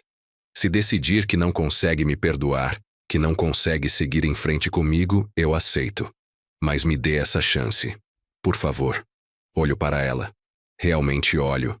Vejo as rugas novas, os fios brancos, os olhos que carregam dor e arrependimento. Mas também vejo a mulher que amei por 30 anos. A mãe dos meus filhos. A pessoa que conheceu cada versão de mim e me amou mesmo assim. Tá bom. Digo finalmente. Uma chance. Mas com condições. Quais? Primeiro, vamos devagar. Não vamos simplesmente voltar a ser marido e mulher. Vamos nos conhecer de novo, como você disse. Como dois estranhos que têm um passado compartilhado. Concordo. Segundo, nada de segredos. Se vamos fazer isso, tem que ser com honestidade total. Qualquer coisa que eu perguntar, você responde. Sem omissões, sem meias-verdades. Concordo. Terceiro, vou contar para Júlia e Roberto. Não agora, mas em algum momento. Eles têm direito de saber que a mãe está viva. Como e quando contarmos, decidiremos juntos. Mas não é negociável. Eles vão saber. Ela hesita neste. Vejo o conflito no rosto dela. Mas finalmente assente. Concordo. Mas podemos esperar até termos certeza? Até sabermos se isso vai funcionar entre nós? Não quero machucá-lo se no final não derem nada. Justo. 6 meses. Em 6 meses, não importa onde estivermos, contamos para eles. 6 meses. Ela repete como selando um pacto. E quarto, você vai procurar um advogado. Vamos regularizar sua situação. Você não pode viver para sempre como Maria Aparecida Silva com documentos falsos. Você é Helena Costa Ferreira. Vamos encontrar uma forma legal de você voltar a existir. Isso pode ser complicado. Tecnicamente, cometi fraude. Falsifiquei minha própria morte. Então lidaremos com as consequências. Juntos. Mas não vou reconstruir uma vida baseada em mais mentiras. Se vamos fazer isso, fazemos direito. Pela primeira vez desde que se revelou, Helena sorri de verdade. Um sorriso completo que ilumina o rosto inteiro. Você sempre foi assim. Sempre fez as coisas direito. É uma das coisas que sempre amei em você. Não me faça arrepender disso, Helena. Não vou. Prometo. Ficamos sentados ali, lado a lado no banco, assistindo a cidade acordar completamente. Não nos tocamos. Ainda não. Mas pela primeira vez em 12 anos não me sinto completamente sozinho. Tenho que voltar para São Paulo hoje. Digo eventualmente. A fábrica precisa de mim. Júlia vai ficar preocupada se eu não voltar. Eu entendo. Mas volto no próximo fim de semana. Podemos nos encontrar de novo, conversar mais, continuar. Isso. Faço um gesto vago entre nós. Eu gostaria muito. E durante a semana podemos falar por telefone? Mensagens? Sim, mas cuidado com o que escreve. Se Júlia ver seu celular, vou salvar como um nome genérico, Paulo, sei lá. Um contato de trabalho. Ela ri. Paulo, tá bom. A viagem de volta para São Paulo é diferente da ida. Minha cabeça ainda está cheia, mas de uma forma diferente. Não é mais caos puro. É uma confusão organizada. Pensamentos se ordenando, emoções começando a fazer sentido. Chego em casa às 3 da tarde. Júlia está na sala, trabalhando no notebook. Ela trabalha em casa desde a pandemia. Algo relacionado a marketing digital. Levanta quando me vê. Pai, finalmente. Estava começando a ficar preocupada de verdade. Desculpa, filha. Precisava ficar mais um dia. Tudo bem em Vassouras? Tudo. Largo a mochila. Júlia, preciso conversar com você sobre uma coisa importante. O sorriso dela desaparece. O que houve? Você está doente? É por isso que foi ao médico mês passado? Não, não é nada disso. Estou bem de saúde. Respiro fundo. Isso vai ser mais difícil do que pensei. É sobre sua mãe. Mamãe. Pai, ela morreu há 12 anos. Do que você está falando? Senta, por favor. Isso vai ser difícil de ouvir. Ela senta no sofá, o rosto marcado por preocupação. Sento na poltrona em frente e conto tudo. Desde o momento que vi Helena na praça até nossa conversa esta manhã. Cada detalhe, cada revelação impossível. Júlia me escuta em silêncio absoluto. O rosto passa por várias expressões: descrença, choque, raiva, confusão. Quando termino, ela fica quieta por longos minutos. Pai, com todo respeito, você enlouqueceu. Eu sei como parece, filha. Acredite, eu sei. Mas é verdade. Sua mãe está viva. Não, não está. Eu estava lá quando ela morreu. Vi o corpo dela. Fui ao funeral. Ajudei a espalhar as cinzas. Aquele não era o corpo dela. Foi tudo encenado para proteger a família. Júlia levanta. Começa a andar pela sala. Isso é loucura. Você está tendo algum tipo de surto.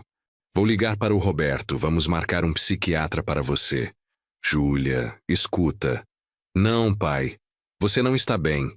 Você viu uma mulher parecida com a mamãe e seu cérebro, que nunca processou o luto direito, criou essa fantasia elaborada. Mas não é real. Ela sabia coisas que só sua mãe saberia. Detalhes íntimos que nunca contei para ninguém. Como o quê? Conto sobre a cicatriz, sobre a marca de nascença, sobre memórias específicas que apenas Helena e eu compartilhávamos. Júlia para de andar. Qualquer um pode ter uma cicatriz parecida. E essas memórias, você pode ter contado sem perceber ao longo dos anos. Alguém poderia ter ouvido e usado contra você. Por que alguém faria isso? Não sei. Golpe? Dinheiro? Você é um homem rico, pai. As pessoas fazem coisas terríveis por dinheiro. Ela tem um ponto, mas no fundo sei que não é isso. Então vem comigo no próximo fim de semana. Conhece ela. Tira suas próprias conclusões. Não vou dar validade a essa loucura indo lá. Júlia, por favor. Por mim. Se depois de conhecê-la você ainda achar que é golpe, eu aceito. Procuro ajuda profissional, faço terapia, o que você quiser. Mas me dá essa chance. Ela me olha por longo tempo. Vê a determinação no meu rosto. Suspira profundamente. Tá bom, vou com você, mas só para provar que isso é loucura e que você precisa de ajuda. Obrigado, filha.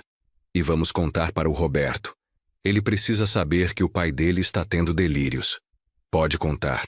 Mas diz para ele vir também, no fim de semana. Quero que os dois conheçam ela. Júlia pega o celular imediatamente.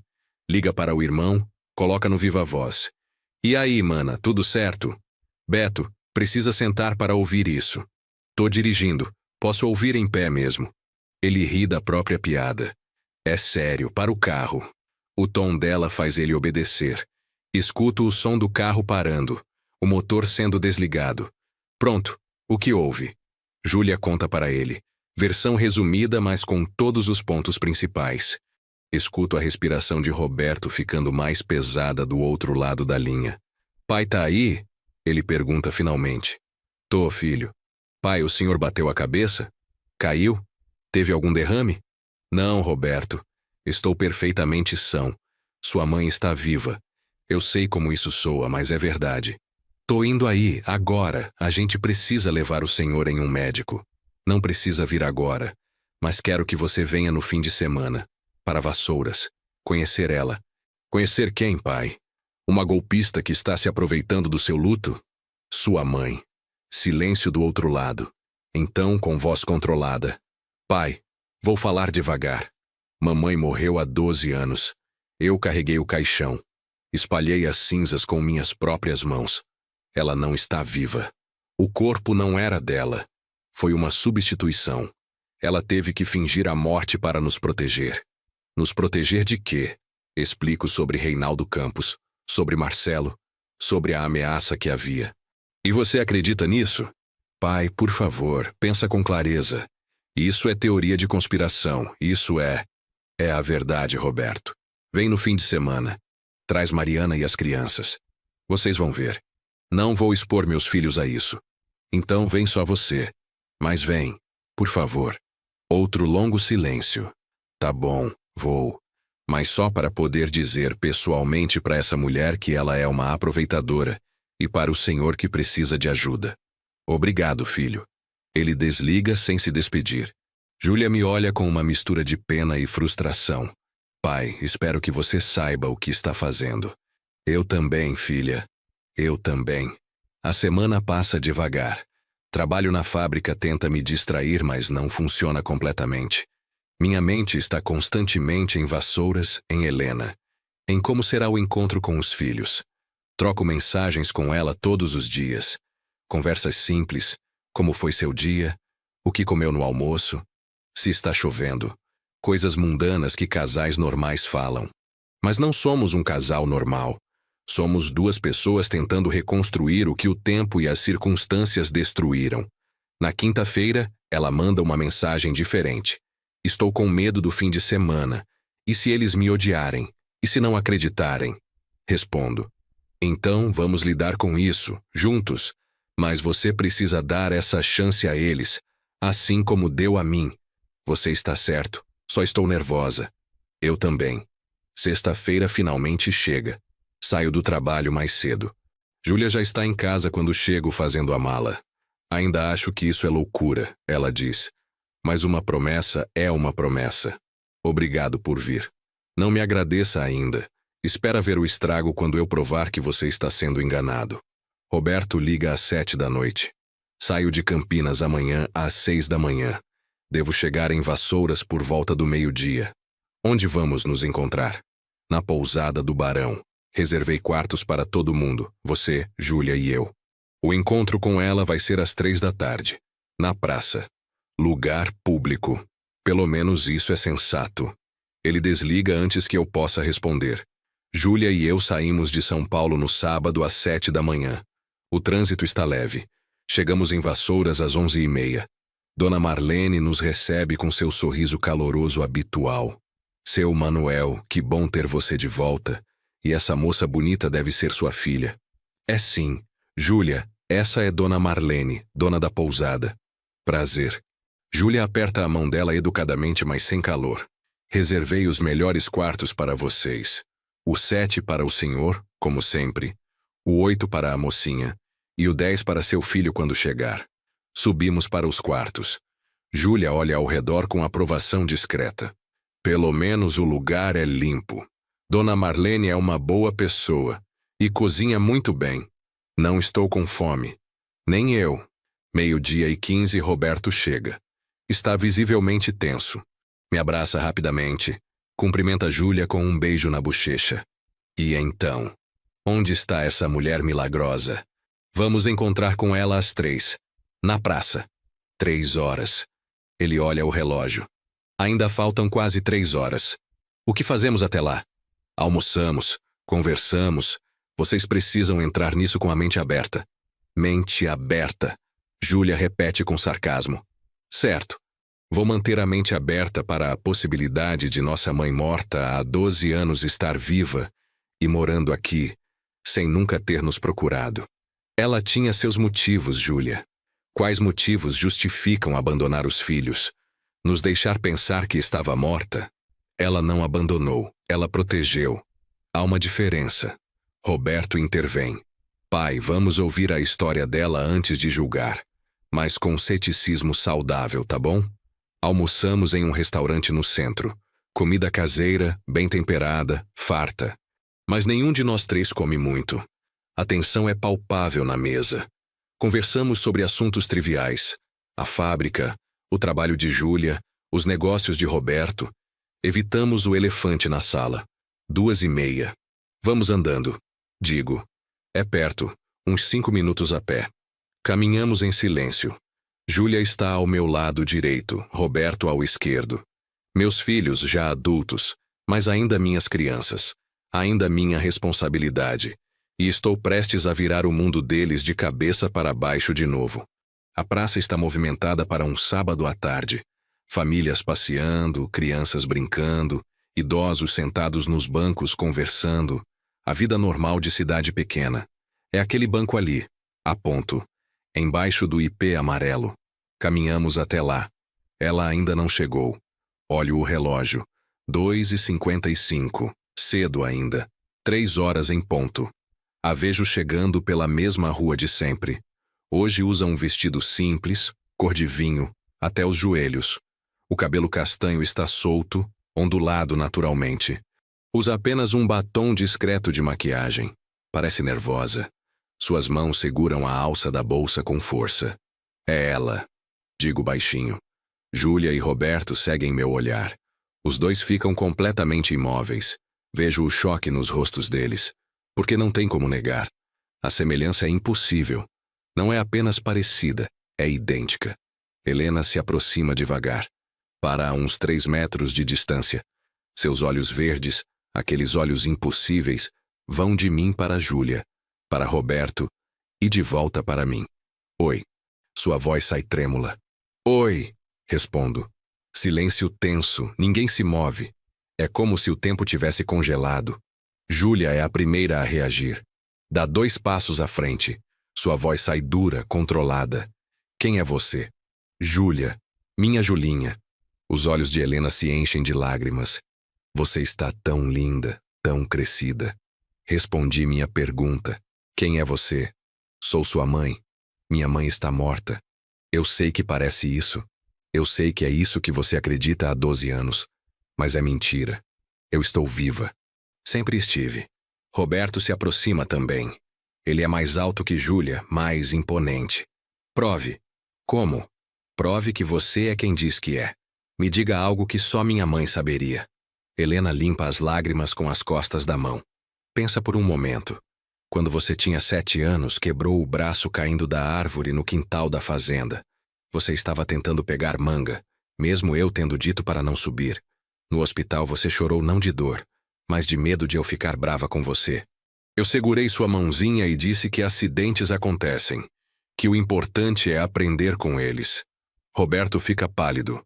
Qualquer um da família poderia saber disso. E sobre a noite antes do seu casamento? Quando você veio no meu quarto às 3 da manhã, em pânico, dizendo que não tinha certeza se estava pronto, que tinha medo de decepcionar a Mariana. Nós conversamos por 2 horas. Eu fiz chá de camomila. Você adormeceu no meu colo como quando era criança. Acordou às 6, mais calmo, mais confiante. Ninguém soube dessa conversa. Era nosso segredo. A voz de Roberto falha. Mamãe? Sou eu, filho. Sou eu de verdade. Ele dá 2 passos vacilantes em direção a ela. Então para. Não, não pode ser. Você morreu. Eu vi. Eu estava lá. Você viu o que eu precisava que vissem. Para proteger vocês. Para proteger todos. Júlia está chorando agora. Lágrimas escorrendo livremente. Por quê? Por que você nos deixou? Porque estava em perigo. Porque descobri coisas que colocavam toda a família em risco. Porque homens perigosos me ameaçaram. E porque a única forma de garantir que vocês estariam seguros era desaparecendo. Então você escolheu nos deixar. A voz de Júlia está carregada de dor. Nos deixar pensar que estava morta. Nos deixar sofrer por 12 anos. Eu não queria. Você acha que foi fácil para mim? Saber que vocês estavam vivos, crescendo, vivendo, e eu não podia estar lá? Helena dá um passo na direção da filha. Júlia, eu perdi seu casamento. Perdi seu divórcio quando você mais precisava de mim. Roberto, perdi o nascimento dos meus netos. Não conheci Miguel, não conheci Laura. Não pude estar lá em nenhum momento importante das suas vidas. E de quem é a culpa disso? Roberto pergunta, mas sua voz não tem raiva, apenas dor. Você escolheu isso. Escolhi vocês vivos. Escolhi vocês seguros. Se a alternativa era todos nós mortos de verdade, então sim, faria a mesma escolha 1000 vezes. Júlia senta no banco. As pernas não a sustentam mais. Cobre o rosto com as mãos. Roberto fica parado, olhando para Helena como se ela fosse um fantasma. Que tecnicamente é exatamente o que ela é. Sento ao lado de Júlia. Coloco o braço ao redor dos ombros dela. Filha, eu sei que é muito. É impossível de processar de uma vez. Mas é real. Ela é real. É sua mãe. Como você pode ter certeza, pai? Como pode simplesmente aceitar isso? Porque testei. Porque fiz perguntas que só sua mãe saberia responder. Porque vi as provas. E porque meu coração conhece ela. Mesmo depois de 12 anos, mesmo com as mudanças, eu reconheço a mulher que amei por 30 anos. Helena se aproxima lentamente. Ajoelha na frente de Júlia. Posso? Estende as mãos. Júlia olha para as mãos da mãe. Hesita. Então, devagar, coloca suas mãos nas dela. Helena segura as mãos da filha com delicadeza. Quando você tinha 5 anos, teve uma febre muito alta. 40 graus. Te levei correndo para o hospital. Os médicos te internaram. Você ficou 3 dias lá. Eu não saí do seu lado nem um minuto. Dormia na cadeira ao lado da sua cama. Seu pai trazia comida, roupa limpa, mas eu não ia embora, porque não podia arriscar você acordar e eu não estar lá. Júlia soluça. Eu lembro. Lembro de acordar e você sempre estar lá. E quando você tinha 12 anos, aquele menino na escola que te chamava de feia. Você chegou em casa chorando. Trancou-se no quarto. Eu sentei do lado de fora da porta por 1 hora até você me deixar entrar. Então passei a noite inteira te dizendo como você era linda, especial, única. Como qualquer menino que não visse isso era um idiota. Pedro Augusto. Ele me chamava de 4 olhos por causa dos óculos. E você é linda. Com óculos, sem óculos, sempre foi e sempre será minha filha linda. Júlia desmorona. Abraça Helena com força. Mamãe, minha mãe, você está aqui. Você está realmente aqui. Helena abraça a filha de volta chorando também. Estou, meu amor, estou aqui. Roberto observa a cena. Vejo o conflito no rosto dele, a vontade de correr para os braços da mãe, mas também a raiva, a sensação de traição. Me levanto e vou até ele. Filho, ela é real. Ela está aqui. Não perde mais tempo com raiva. Já perdemos 12 anos. Como você pode simplesmente perdoar, pai? Ela nos enganou. Mentiu para todo mundo. Ela nos protegeu. É diferente. É mesmo? Roberto me encara. Porque eu me lembro de chorar toda noite por meses. Lembro de não conseguir dormir, de ter pesadelos, de acordar esperando que fosse tudo um sonho ruim e ela estivesse na cozinha fazendo café. E sempre era real. Sempre acordava e ela não estava lá. Eu sei, filho. Passei pela mesma coisa. E agora ela simplesmente aparece, depois de 12 anos. E devemos aceitar? Abraçar? Fingir que está tudo bem? Ninguém está pedindo para fingir que está tudo bem. Está longe de estar tudo bem. Mas ela é sua mãe. E ela está viva. Isso não significa nada para você? Roberto olha para Helena, ainda abraçada com Júlia. As duas choram juntas. 12 anos de dor saindo em soluços. Vejo seu rosto se suavizar um pouco. Roberto. Helena olha para ele por cima do ombro de Júlia. Eu entendo se você não consegue me perdoar. Entendo se me odeia. Tenho muito medo disso, na verdade. Mas mesmo que me odeie, mesmo que nunca consiga me perdoar, quero que saiba uma coisa. Não houve um único dia em que não pensei em você. Não uma única noite em que não rezei para que estivesse bem, feliz, seguro. Então por que não voltou antes? Se esse tal Reinaldo foi preso há 3 anos, por que esperou todo esse tempo? Porque estava com medo. Medo da reação de vocês. Medo de ter estragado tudo de uma forma irreparável. E quanto mais tempo passava, mais difícil ficava. Como eu voltaria depois de 3 anos? Depois de 5? Depois de 10? Sempre parecia que era tarde demais. E agora? Agora vi seu pai. Vi que ele ainda vinha aqui, que ainda se lembrava de mim. E pensei que talvez, só talvez, não fosse tarde demais. Que talvez houvesse uma chance de recuperar pelo menos um pedaço do que perdemos. Roberto fica parado por mais um momento. Então, lentamente caminha em direção a Helena. Ela se levanta, soltando Júlia delicadamente. Mãe e filho ficam frente a frente. Roberto é muito mais alto agora. Quando ela morreu, ele tinha 25 anos. Agora tem 37. Amadureceu, envelheceu, construiu uma vida inteira sem ela. Você parece tão diferente. Helena diz suavemente. Tão adulto. O bigode é novo. Deixei crescer há uns 5 anos. Mariana gosta. Fica bem em você. E você está diferente também. Mais velha. 12 anos fazem isso com a gente. Eles se olham por mais um momento. Então Roberto desmorona. Ah, mãe. Minha mãe. Abraça ela com força. Ela desaparece nos braços dele, tão pequena comparada ao filho crescido. Meu filho. Meu menino. Ela sussurra, acariciando as costas dele. Fico ali, assistindo meus 3 amores se reencontrando. Júlia se junta ao abraço.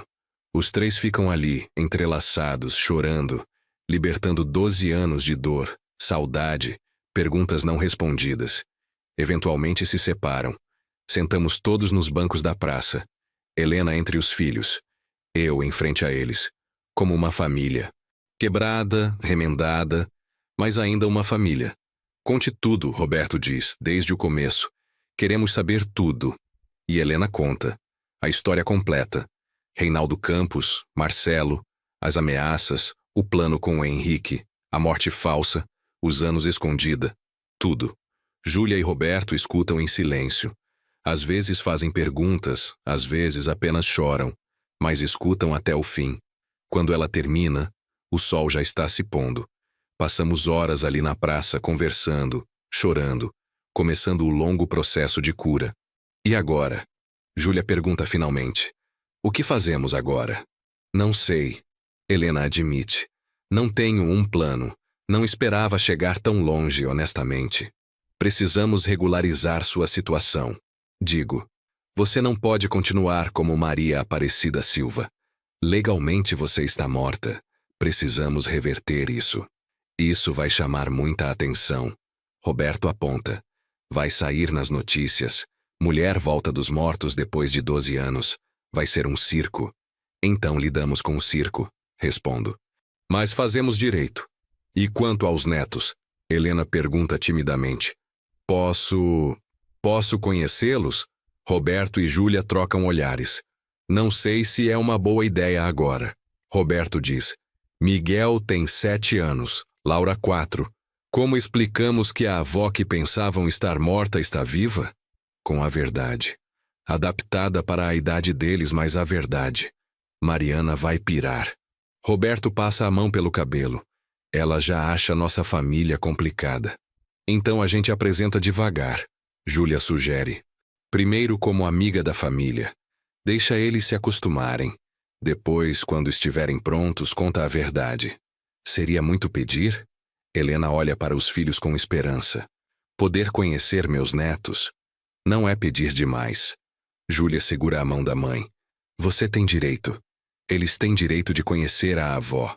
Mas vamos com calma, para não assustá-los. Com calma. Posso fazer isso. A noite cai completamente. As luzes da praça se acendem. Aos poucos, as pessoas começam a ir embora, voltando para suas casas. Vamos jantar, sugiro. Dona Marlene deve ter preparado algo bom na pousada. Posso ir? Helena pergunta. Ou é muito cedo? Pode. Digo sem hesitar. Você faz parte desta família. Sempre fez. Caminhamos juntos de volta para a pousada. Helena entre Júlia e Roberto, cada um segurando uma mão dela. Eu atrás, observando. Minha família, incompleta por 12 anos, agora inteira de novo. De forma diferente, com cicatrizes profundas, mas inteira. Dona Marlene quase derruba a bandeja quando nos vê entrando. Meu Deus do céu! Dona Helena? É a senhora mesmo? Conhece minha esposa? Pergunto surpreso. Conheço sim. Ou conhecia. Antes dela? Para de falar, percebendo o absurdo da situação. Como isso é possível? É uma longa história, Dona Marlene, que vou te contar com calma. Mas sim, é ela. Helena está viva. Dona Marlene faz o sinal da cruz. Santos milagres. Eu sempre falei que essa cidade tinha algo de mágico. Mas isso supera tudo. Jantamos juntos. Galinha com quiabo, arroz, feijão, couve. Comida simples, mas feita com amor. Conversamos sobre coisas leves, os netos, a fábrica, o trabalho de Júlia. Evitamos os tópicos pesados por enquanto. Precisamos de um momento de normalidade, mesmo que artificial. Depois do jantar, Helena precisa ir embora. Dona Conceição vai estranhar se eu não voltar para dormir. Você pode ficar aqui. Ofereço. Tem quartos disponíveis? Não, ainda não. Vamos devagar, lembra? Certo, devagar. Na porta da pousada nos despedimos. Júlia abraça a mãe longamente. Venha tomar café da manhã com a gente amanhã? Venho. Que horas? 8. Estarei aqui. Roberto também abraça. Boa noite, mãe. Boa noite, filho. E então é minha vez. Nosso primeiro abraço em 12 anos. Ela se encaixa nos meus braços como se nunca tivesse saído. Pequena, frágil, mas forte ao mesmo tempo. Obrigada. Ela sussurra no meu ouvido. Por me dar essa chance, por trazer as crianças, por acreditar em mim. A gente vai conseguir. Sussurro de volta. Não sei como, mas vamos conseguir. Eu também acredito nisso agora. Ela se solta, sorri para nós três e desaparece na noite de vassouras. Subo para meu quarto. Deito na cama, exausto mental e emocionalmente. Meu celular vibra. Uma mensagem de Helena. Cheguei em casa. Obrigada por hoje. Foi o melhor dia dos últimos 12 anos. Respondo. Para mim também. Durma bem. Você também, te amo. Olho para as duas palavras na tela. Te amo. Não as ouço há tanto tempo. Não as digo há tanto tempo. Digito de volta. Também te amo. E é verdade. Apesar de tudo. Apesar dos 12 anos. Apesar da dor e da confusão. Ainda a amo. Talvez sempre tenha amado. Talvez nunca tenha parado. Fecho os olhos e pela primeira vez em 12 anos, durmo em paz. Porque Helena está viva. Porque minha família está junta novamente. Porque contra todas as probabilidades temos uma segunda chance. E dessa vez, não vou desperdiçá-la.